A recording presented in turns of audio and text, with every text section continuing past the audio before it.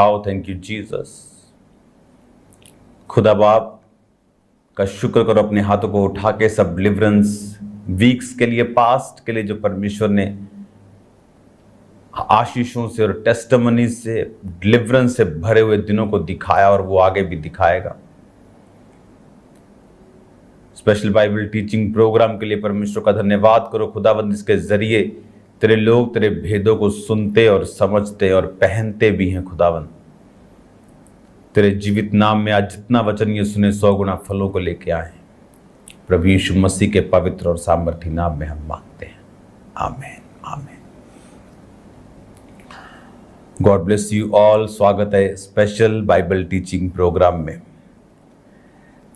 और मेरा बिलीव है कि आप खुदावंद के गहरे भेदों को अपने जीवन में पाएंगे और इनकरेज रहेंगे, क्योंकि जो वर्ड आप सुनेंगे वो आपको इनकरेज करेगा परमेश्वर के वचनों के ऊपर और अधिक चलने के लिए और अधिक प्रेयर करने के लिए। तो आज जब आप इस वर्ड को सुनेंगे, मेरा बिलीव है कि परमेश्वर भी आपसे बात करेगा। बाइबल कहती है वो आपके अगुए के द्वारा भी आपसे बात करता है।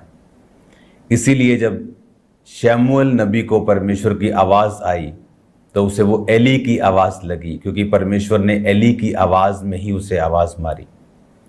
नहीं तो वो कभी एली के पास जाके ना कहता कि क्या बात है, तूने क्या आज्ञा, तूने मुझे आवाज़ लगाई। उसने कहा नहीं। परमेश्वर उसे और भी आवाज़ लगा सकता था, और भी किसी आवाज़ में उसको आवाज़ दे सकता था, लेकिन परमेश्वर का एक मैसेज था कि वो आपके अगुए की आवाज़ से आपसे बात करता है। आज वचन को हम पढ़ेंगे स्पेशल बाइबल टीचिंग प्रोग्राम में, जो फिर से स्टार्ट हो चुका है, और इस टीचिंग को हम फिर से कंटिन्यू जारी रखेंगे ताकि आपका जो बाइबल कोर्स है वो कंप्लीट हो सके। लेवे व्यवस्था उसकी 23 उसकी 22 आयत। लेवे व्यवस्था 23 उसकी 22 आयत। लेविटिकस 23 उसकी 22 वर्स। जब तुम अपने देश में के खेत काटो, तब अपने खेत के कोनों को पूरी रीति से ना काटना और खेत में गिरी हुई बालों को ना इकट्ठा करना। उसे दीनहीन और परदेसी के लिए छोड़ देना। मैं तुम्हारा परमेश्वर यहोवा हूं। ये तब की बात है जब परमेश्वर ने इज़राइलियों को मिस्र से बाहर निकाला, और जब परमेश्वर ने इज़राइलियों को मिस्र से बाहर निकाला तो परमेश्वर ने उनको कुछ व्यवस्थाएं, कुछ नियम, कुछ हुक्म मानने के लिए दिए। परमेश्वर उन हुक्मों को मूसा को बताता था और मूसा फिर उन्हें लोगों को बताता था। बाइबल कहती है कि परमेश्वर ने हर एक प्रकार के नियमों को और व्यवस्था को बनाया। पाप बलि, मेल बलि, ये सब चीज़ें, दांत के बदले दांत, टाइथ देना, पर्वों को मानना, झोंपड़ियों का पर्व, अखमीरी रोटी का पर्व, पेंटिकोस, वो सारे इस व्यवस्था के नीचे थे। अब जब परमेश्वर ये व्यवस्था को दे रहा था तो याद रखो, परमेश्वर के वचन के पीछे आपकी लाइफ की ब्लेसिंग छुपी रहती है। कितना का बड़ा काम था जब जीसस क्राइस्ट ने उस अंधे को कहा जाकर शालोम के कुंड में धो ले। वो ये भी बोल सकता था कि जीसस क्राइस्ट, मैंने कभी तुझको ऐसा नहीं सुना कहते हुए किसी को कि जा वहां जाके धो ले, वहां जाके कुछ खा ले। तो बस हाथ लगातार लोग चंगे हो जाते हैं। लेकिन जीसस क्राइस्ट ने कभी भी एक तरीके से लोगों को चंगा नहीं किया। उसने अलग अलग तरीकों से, किसी को हाथ लगाकर, बाइबल में लिखा, किसी को थूक से मिट्टी को सान कर उसकी आंखों पर लगाकर, किसी को वचन बोलकर, किसी को ले हैंड करके, उसने पवित्र आत्मा को, अपने पिता की इच्छा को फॉलो किया। रिजल्ट परमेश्वर के वचन के पीछे छुपा रहता है हमेशा। छोटे से छोटा वर्ड आपकी लाइफ की बिगेस्ट ब्लेसिंग का कारण बन सकता है। इसमें लिखा हुआ कि जब तुम अपने देश के खेतों को काटना, पुराने नियम में लिखा कि जब तुम अपने देश के खेत काटना, तो अगर मान लो ये खेत है तो उसने कहा कि सारे कोने भी मत काट लेना, कोनों से भी मत काट लेना, सफा चट गंजा मत कर देना उसको। उसको कुछ कुछ रहने देना। फिर जो दीनहीन हैं, गरीब लोग हैं, तुम्हारे इलाके के परदेसी हैं, वो आए और थोड़ा थोड़ा काट कर अपने खाने के योग्य दानों को इकट्ठा कर ले, अनाज को इकट्ठा कर ले, ताकि वो भी खाएं और भूखे ना रहें। ये परमेश्वर की आज्ञा थी। आप देखो, ये छोटी सी आज्ञा लगती है हमें, लेकिन देखो इस छोटी सी आज्ञा ने कितना बड़ा काम किया बोअज की लाइफ में। बाइबल क्या कहती है कि रूत जब बोअज के खेतों में बटोरने के लिए गई, वो क्यों गई? मैं आपको गांव की एक चीजों को बताता हूं। वैसे मैं शहर में जन्मा हूं, लेकिन अब मैं गांव में रहता हूं, तो मुझे पता है काफी चीजों का। मेरा बिजनेस भी जो था मोस्टली विलेजेस में था, तो जो उनकी सारी चीजों के बारे में मेरे को मालूम है। एक इलाके में एक जमींदार जो होता है, जिसके पास खेती होती है, उसके स्वभाव को लोग जानते हैं। और जो गरीब लोग परमेश्वर ने कहा कि तुम्हारे खेत में बीनने के लिए आएंगे, तो वो ऐसा नहीं है कि वो कोई आपके पास श्रीलंका से आएगा, जैसे आपको मालूम, आपका मालूम नहीं आपको उनका, ऐसा नहीं।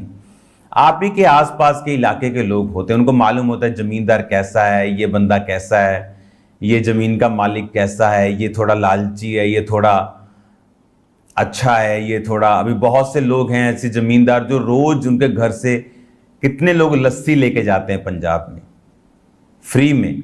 बहुत से लोग ऐसे हैं जिनके घरों से लोग साग लेके जाते हैं फ्री में।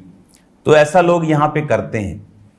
तो बंदे को मालूम होता है कि ये जमींदार कैसा है, मजदूरों को मालूम होता है कि ये बंदा कैसा है, इस इलाके के मजदूरों को मालूम होता है कि ये दिहाड़ी लानी है, ये नहीं लानी।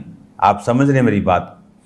जब रूत वहां पे खेत बीनने के लिए गई, क्योंकि वो गरीब थी, अपनी सास का उसको पेट पालना था, कटनी का समय था, तो मजदूरों को बता देता कि अच्छा खेत बीनने जाना ना, तो बोअज के खेतों में चली जा। वो बाइबल को मानता है, वो वचन को मानता है, और वो खेतों के किनारों को छोड़ रखता है। बहुत से लालची भी होंगे जो थोड़ा थोड़ा छोड़ते होंगे, तो इतना छोड़ दे, वचन भी पूरा हो जाए, मेरा नुकसान भी ना हो। लेकिन कुछ लोग परमेश्वर के वचनों पे चलते हैं, और बाइबल कहती है जिसने बिखेरा, जिसने दिया, उसको कोई घटी ना हुई कभी भी। अब रूत को यह मालूम था कि ये बंदा ठीक है, ये खेत का मालिक ठीक है, इसके खेत में चलती हूं तो मुझे कुछ मिल जाएगा। एक वचन को मानने से जो बोअज ने माना,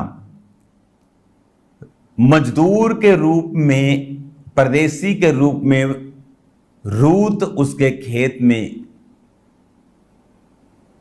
उस फसल को चुगने के लिए आई, और वही उसकी पत्नी बनी, वही दाऊद की परदादी बनी। इमेजिन करो, एक यहोवा के वर्ड को फॉलो करने से बोअज परमेश्वर यीशु मसीह की ब्लड लाइन में जुड़ गया, उसके वंश का अधिकारी बन गया, उसका नाम सदा तक आज तक लिया जाने लगा। अगर रूत खुदा के वचन पे चलने के कारण कि उसने अपनी बूढ़ी सास और परमेश्वर को नहीं छोड़ा और दुखों को एक्सेप्ट कर लिया कि मैं तैयार हूं दुखों में रहने के लिए, लेकिन परमेश्वर यहोवा को छोड़ने के लिए तैयार नहीं हूं, इस वजह से परमेश्वर ने उसे अपनी ब्लड लाइन में जोड़ा। और उधर बोअज जो बाइबल के वर्ड्स को फॉलो करता था, उसने सब मजदूरों को कहा, सिर्फ रूत को ही नहीं, वो अच्छे दिल का था। जब भी कोई अच्छा मिलता था वो कहता था कि इसी पानी में से पीना, जो मजदूर खाते हैं उसी में से खाना, तुम इसी खेत में जो फसल रह जाती है उसको बिनना। अपने मजदूरों को बोल के रखा था कि ऐसी औरतों को तंग मत करना, वो भी बिब्लिकल था।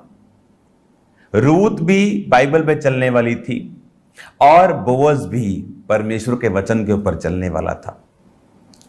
बोअज अपनी मर्जी से खेतों को साथ जो नुकरें होती थी, परे परे की फसल, अपनी मर्जी से नहीं छोड़ता था। उसे पता था कि ये पवित्र वचन का हुक्म है, ये बाइबल का हुक्म है कि जब तुम अपने देश के खेत काटो तो खेत के कोनों को पूरी रीति से ना काटना, खेत में गिरी हुई बालों को ना इकट्ठा करना, वरन उनको दीनहीन और परदेशी के लिए छोड़ देना। मैं तुम्हारा परमेश्वर यहोवा हूं। हालेलुया। इमेजिन करो, बोअज परमेश्वर को मानने वाला होता लेकिन थोड़ा लालची होता और खेत के कोनों पे फसल ना छोटी छोटी छोड़ देता, वचन भी पूरा हो जाए। तो जब रूत तो नहीं थी, अगर जब वो पूछती मजदूरों से, दीनहीन अपने जैसे गरीबों से कि किस खेत में जाएं जहां पर मैं कुछ ले पाऊं, जहां कुछ मिल जाए, तो कोई भी बोअज के खेतों को रिकमेंड ना करता। वो उनको रिकमेंड करते, उन पर जाने के लिए बोलते जो अपनी फसलों को रख छोड़ते हैं, जो खुले दिल के हैं, जहां मजदूरी पूरी मिल जाएगी, जहां फायदा होगा। तो देखो बोअज अपनी लाइफ की कितनी बड़ी ब्लेसिंग को खो बैठता और उसे हासिल ना कर पाता। आज अनगिनत लोग इस दुनिया में परमेश्वर के छोटे से छोटे हुक्म को तोड़ के अपनी लाइफ की बड़ी से बड़ी ब्लेसिंग से हाथ धो बैठे हैं, मिस कर बैठे हैं। अपनी अपनी रूत को, अपने अपने बोअज को वो मिस कर बैठे हैं, अपनी अपनी आशीष को वो मिस कर बैठे हैं। क्योंकि जब आप परमेश्वर के मुंह से निकले हुए वचन को सीरियस नहीं लेते हैं, एक्चुअल में आप अपनी ही ब्लेसिंग्स को ठुकरा रहे होते हैं। आप अपने लिए ही एक बंधन, एक बॉन्डेज, एक पुल, एक फालतू का स्ट्रगल तैयार कर रहे होते हैं। परमेश्वर के छोटे से छोटे वचन के साथ एक ब्लेसिंग जुड़ी हुई है। वो टाइथ देना हो, वो प्रेयर का हो, वो फास्टिंग का हो, वो हत्या ना करना हो, माता पिता की आज्ञाओं को मानना हो, मूर्ति पूजा ना करना हो, वो चर्च में जाना हो, वो परमेश्वर के भवन के साथ वफादार रहना हो। वो कोई भी छोटी से छोटी आज्ञा जो आप मानते हैं, वो आपकी लाइफ में एक बड़ी बरकत के दरवाजों को खोल देती है। अब बोअज को ये बात मालूम नहीं थी कि उसका ये छोटी सी आज्ञा को मानना उसकी लाइफ में एक बड़ी ब्लेसिंग का रीजन बन जाएगा। बोअज के पास पैसा था, रुतबा था, जमीन थी, जायदाद थी, लेकिन वो मैरिड नहीं था। तो परमेश्वर ने उस बंधन को भी तोड़ा, लेकिन बंधन टूटने का कारण अगर आप बाइबल में देखें तो ये वचन था जो लेवी व्यवस्था 23 उसकी 22 आयत में लिखा था। इस वचन को बोअज मानता था और परमेश्वर से डरता था, और यही वचन उसकी लाइफ के उस बंधन को तोड़ने का कारण बना और उसकी डिलीवरेंस हुई और उसकी मैरिज हुई। और मैरिज से भी कौन से वंश पैदा हुए? ओबेद पैदा हुआ, दाऊद पैदा हुआ, जीसस क्राइस्ट पैदा हुए, आप और मैं पैदा हुए। मैं और आप भी आज इसी बोअज के वंश से कहलाते हैं, क्योंकि ये दाऊद का वंश है, क्योंकि जीसस क्राइस्ट का वंश है। जब हम जीसस क्राइस्ट में नया जन्म लेते हैं तो हम उसके वंश के, अब्राहम के वंश के भी बन जाते हैं। तो एक व्यक्ति जब परमेश्वर के वर्ड पे चलना शुरू करता है, वो वचन आज, कल, परसों, कभी ना कभी आपकी लाइफ में एक बड़े दरवाजे को खोलेगा। इनकरेज रहिए, फोकस्ड रहिए, उसके वर्ड के प्रति एक्साइटेड रहिए, क्योंकि आप नहीं जानते कौन सा रास्ता आपके लिए खुलने के लिए तैयार है। उसके वचन को तुच्छ जानने वाले, बाइबल कहती है, तुच्छ समझे जाएंगे। और पता नहीं कितने धर्मी लोग बंधनों में हैं एक वचन को तोड़ने के कारण। कितने धर्मी, कितने पास्टर्स बॉन्डेजेस में हैं और अपनी डिलीवरेंस की वेट कर रहे हैं, क्योंकि एक वचन को वो फॉलो नहीं कर रहे। एक छोटे से छोटे वचन को तोड़ना हमारे लिए बरकतों का बंद होने का कारण बन सकता है, और ये बात हमें इस वचन से समझ आती है। हालेलुया। और देखो कितनी क्लियरली परमेश्वर ने कहा कि जब तुम अपने देश के खेत काटो तो अपने खेत के कोनों को पूरी रीति से मत काटना, गिरी हुई बालों को इकट्ठा मत करना।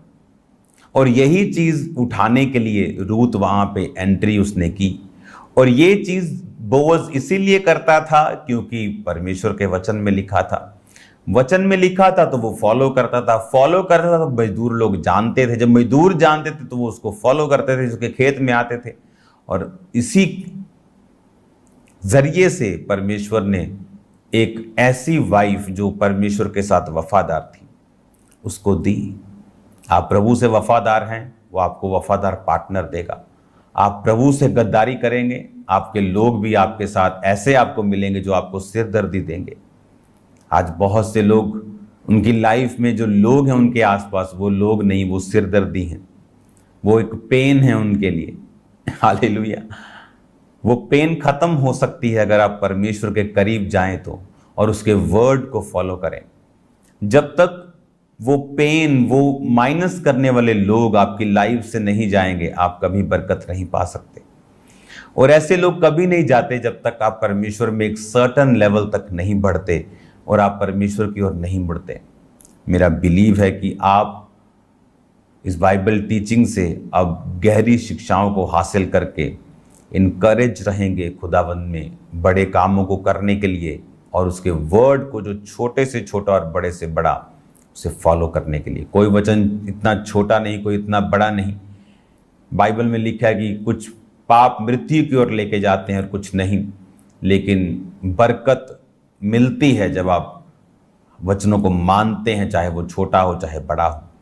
वो आज्ञा, चाहे आपने बहुत बड़ी आज्ञा को माना है चाहे एक नॉर्मल आज्ञाओं को माना है, आपकी बरकत आपको फॉलो करती है। God bless you all. लगातार इस प्रोग्राम को अब आप फॉलो करें। कल संडे, कल चर्च को अटेंड करना टाइम पर, प्रभु भोज को हासिल करना, क्योंकि आप सेम नहीं रहेंगे यीशु मसीह के नाम में। प्रेयर माउंटेन्स की प्रेयर्स को लगातार अटेंड करो, कॉन्टिन्यू। वो फायर आप में बनी रहेगी और आपको सुरक्षित रखेगी। हालेलुया। शैतान फायर से डरता है, वो आपसे नहीं डरता। वो वचन से डरता है, वो आग से डरता है। जब वचन आपके अंदर टीचिंग डाल देगी, फायर आपके अंदर प्रेयर डाल देगी, आप उसके बाद चर्च अटेंड करेंगे, आप सेम नहीं होंगे। हालेलुया। तो कल मिलते हैं खुदावंद की प्रेजेंस में। आज शाम को खुदावंद की प्रेजेंस में प्रेयर माउंटेन पे मिलेंगे, और कल संडे खुदावंद की प्रेजेंस में आपके लिए प्रेयर करने के लिए मैं आपके बीच में हूँगा। आप सेम नहीं होंगे। अपने हाथों को उठाओ। खुदावंद इन्हें ब्लेस कर, इस वचन के जरिए, इस टीचिंग के जरिए इनकी आंखों को खोल, और ये कभी भी सेम ना रहें। कल जितने लोग तेरे भवनों में आए खुदावंद, जो फिजिकली वहाँ प्रेजेंट हो, आलस ना करें, तो उन्हें खुल के बरकत देना, उनके विश्वास के अनुसार खुदावंद उनकी जिंदगी में बड़े कार्यों को करना। वो आलसी नहीं खुदावंद, उन्होंने तुझे प्रथम स्थान दिया है। जो कल तेरे भवनों में होंगे बड़ी बरकतों को हासिल करें, प्रभु यीशु के नाम में, आमीन।